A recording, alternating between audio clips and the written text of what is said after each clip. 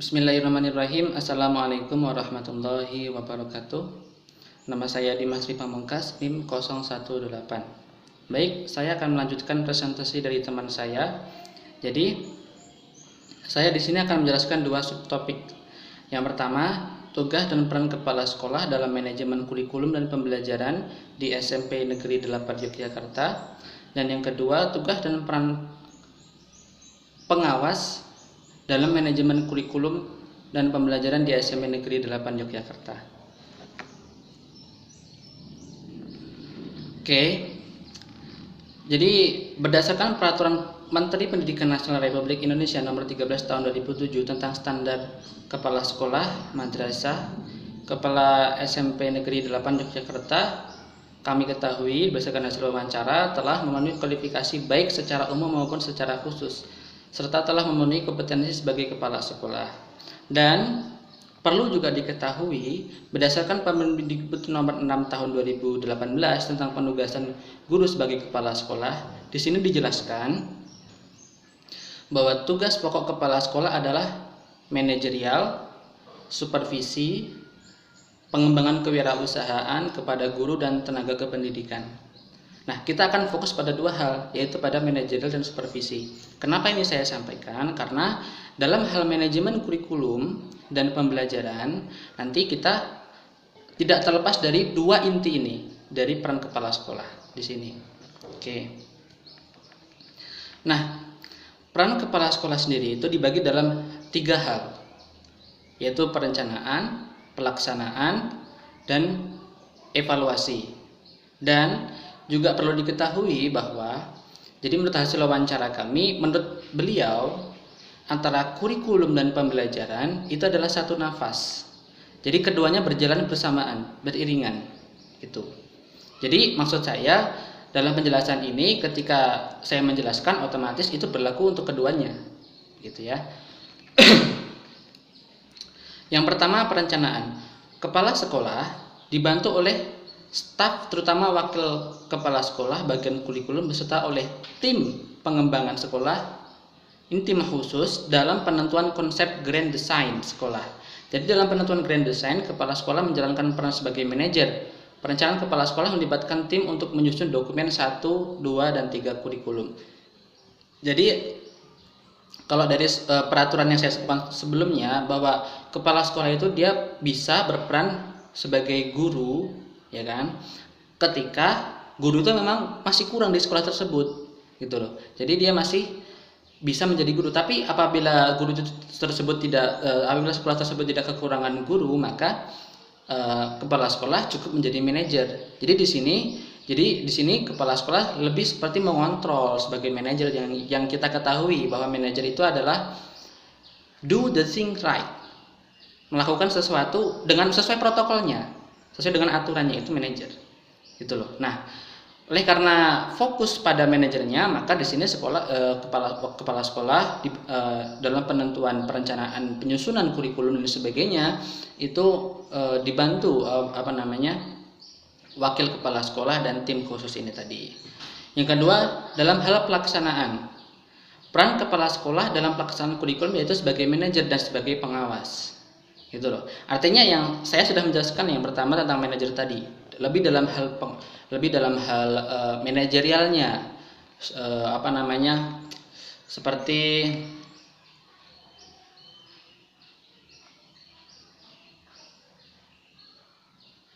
seperti mengelola sekolah, mengelola kurikulum yang diterapkan di kelas-kelas itu. Kepala sekolah memberikan pengelolaan itu kepada wali kelasnya masing-masing.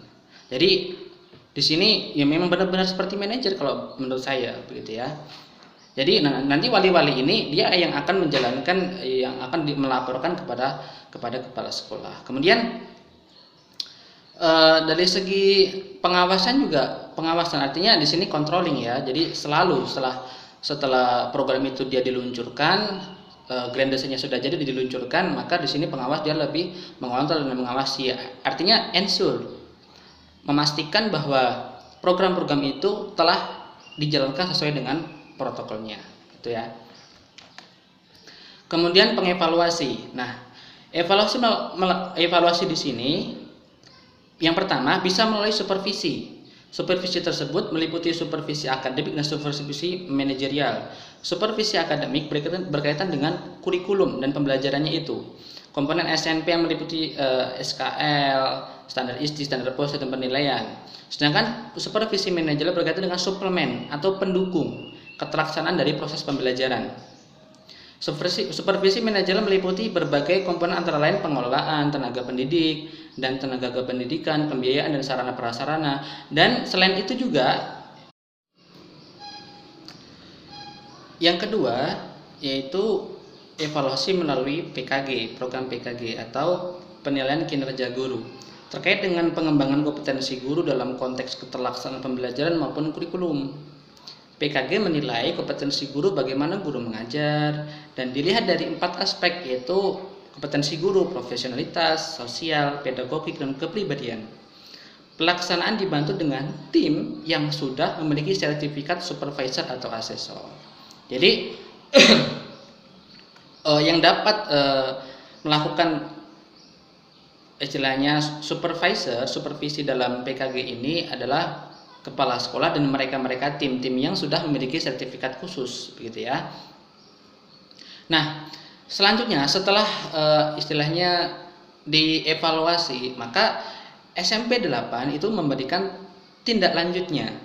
Jadi misal, guru ini ternyata dia dalam hal pembelajarannya dia belum bisa mengontrol kelas ini masih acak-acakan. Jadi nanti di sini dinilai, gitu kan.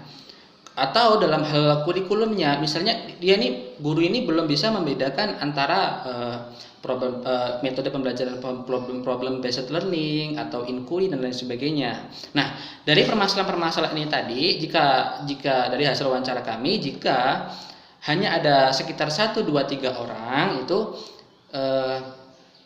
guru ini pertama akan diberikan contoh, jadi mengikuti kelas lain atau kelas lain yang gurunya sudah berpengalaman, atau bisa istilahnya diikutkan untuk mengikuti suatu diklat di luar gitu. Tapi jika ternyata yang bermasalah ini tadi itu masih banyak, kemudian maka pihak sekolah mengajukan anggaran kepada sekolah untuk mengadakan diklat dan mendatangkan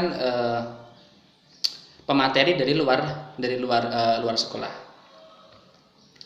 Begitu. Oke, selanjutnya adalah tugas dan peran pengawas dalam manajemen kurikulum dan pembelajaran di SMA Negeri 8 Yogyakarta. Yang pertama, pengawas mendampingi tim pengembang kurikulum dalam penyusunan dokumen 1, dokumen 2, dokumen 3 kurikulum. Jadi mulai dari penyusunan kurikulum, pengembangan kurikulum, silabus, dan lain sebagainya, itu pengawas mendampingi. Yang kedua, pengawas juga mempunyai tugas dan peran sebagai pendamping, pembina, pembimbing guru dalam proses pembelajaran, baik secara teknis maupun administratif. Pendampingan komponen pembelajaran secara teknis antara lain pengembangan metode pembelajaran, model pembelajaran, pengembangan media pembelajaran, pengelolaan kelas, dan sebagainya. Dalam hal administratif, ya seperti tadi. Jadi lebih kepada penyusunan silabus, lebih kepada penyusunan kurikulum dan sebagainya.